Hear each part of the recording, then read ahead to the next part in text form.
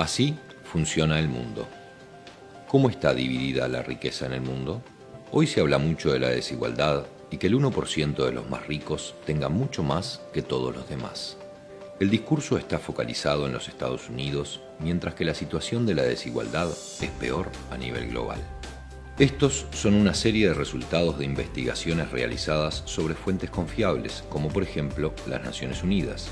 Mientras resulta que la situación está totalmente desbalanceada en los Estados Unidos, la situación es peor si se mira el mundo entero.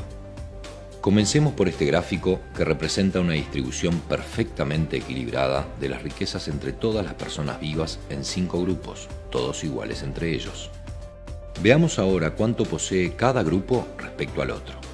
El 20% más rico tiene el 94% de la riqueza y el 80% restante no tiene prácticamente nada, solo el 6% del total. Incluso la mayoría es difícil verlos en el gráfico, mientras que el 2% entre los más ricos tiene más riquezas que la mitad del resto del mundo. Miremos el gráfico de otra manera. Tomemos el total de la población mundial, 7.000 millones de seres humanos, y reduzcámosla gráficamente a 100 individuos que los representen a todos. La gente más pobre está a la izquierda, la más rica a la derecha. Veamos ahora cómo está distribuida la riqueza mundial, 223.000 millones de dólares. La gran mayoría de la gente no tiene prácticamente nada. Nada para pagar la educación propia y de sus hijos, o para pagar su salud y medicinas esenciales. Mientras que el 1% de la población, los más ricos, acumularon el 43% de la riqueza mundial. En la base, el 80% de la población disponen del 6% del total para distribuirse entre ellos. Pero ni siquiera eso muestra a los extremos que ha llegado la situación. Las 300 personas más ricas del planeta tienen la misma riqueza que 3.000 millones de personas más pobres de la Tierra. En otras palabras, un grupo de personas que caben dentro de un avión de medianas dimensiones posee más riquezas que la población entera de la India, China, Estados Unidos y Brasil, todos juntos. La diferencia se ve también geográficamente, con una diferencia siempre mayor entre las naciones más ricas y el resto del mundo.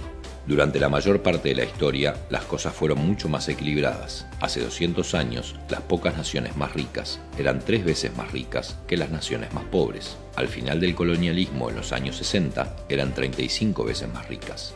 Hoy, son 80 veces más ricas. Las naciones más ricas buscan compensar esta situación ofreciendo ayuda a las naciones más pobres, cerca de 130.000 millones de dólares por año, que es una cifra importante.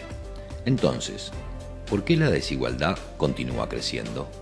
Uno de los motivos es que las grandes corporaciones extraen de las naciones pobres 900.000 millones de dólares anuales basados en la especulación y la manipulación de los precios del comercio internacional. Además de esto, las naciones más pobres pagan 600.000 millones de dólares anuales por préstamos que son pagados más de una vez. Además, están los recursos que las naciones del sur pierden por normas internacionales sobre el comercio totalmente injustas impuestas por las naciones ricas que les permiten tener acceso a nuestros recursos. Los economistas de la Universidad de Massachusetts calcularon que esto le cuesta a los países pobres otros 500.000 millones de dólares. Si se pone todo junto, resulta que todos los años fluyen 2 billones de dólares, es decir, 2 millones de dólares desde los países pobres a los países ricos. Las naciones ricas aman decir que están ayudando a los países pobres a desarrollarse. Pero ¿quién está realmente ayudando a quién? Eso hace pensar que hay cosas profundamente equivocadas en las reglas de la economía global. No puede ser justo que la riqueza de nuestro planeta se haya concentrado en un número muy reducido de personas. Este no es el mundo que queremos. Se puede y se debe luchar para cambiarlo. No alcanza con quejarse.